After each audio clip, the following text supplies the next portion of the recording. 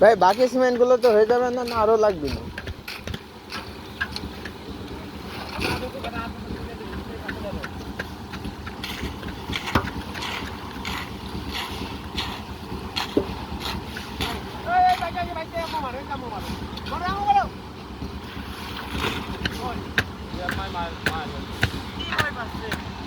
বেশি ভয় পেলে কোশল করা দেবো